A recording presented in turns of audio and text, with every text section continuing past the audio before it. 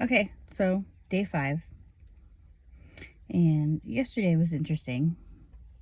I was kind of having a moment, but we all do. Um, so I guess today my focus is going to be, again, not beating myself up, because the whole point is to cultivate self-love, which, a lot of that means forgiving ourselves as well as others. And why does forgiving other people equate to self-love? Because in a big part of things that I have to get over is not so much holding grudges, is more about like if things go wrong, or if something happens where you perceive that as somebody doing something wrong to you. We always got to think about everybody goes through something. Like, everybody goes through something. Nobody has a perfect life. And even if it looks like it sometimes on the outside, where you might be like, well, why is that person that way? They're so beautiful, or, why do they have such low self-esteem?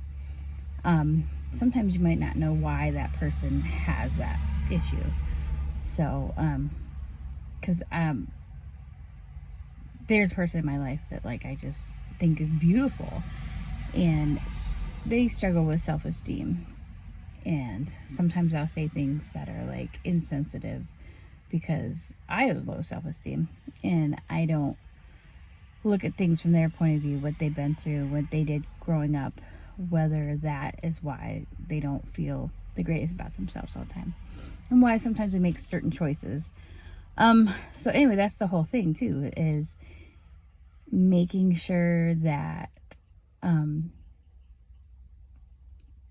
when we're forgiving ourselves and we're forgiving others, we're just looking at the whole aspect, because we're all just here doing the same things, trying to live the same lives, trying to get through it, and we're learning. That's why we're here, in the universe, experiencing the world through us.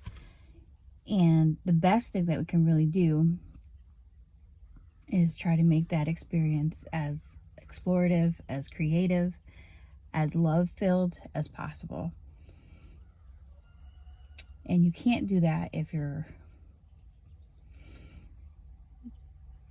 full of anger or sadness about some things in the past. And sometimes it's hard. And sometimes what you gotta do is you just gotta suck it up and feel those emotions and let it out. I'm a big advocate for crying. A lot of times, like, I'm a nurse, and if I give kids a shot or something and they're like, well, I'm not gonna cry, I'm like, oh, crying is good. That's your body releasing emotions. So anyway, I'm still on this journey, and I'm still doing these recordings. As you see, I'm doing the whole car thing, which, if you are my age, which I'm in my 40s, you know what a struggle it is to do something that is considered a trend. I don't know why, but anyway, it's another thing getting over myself. But today I'm just going to take it as it is.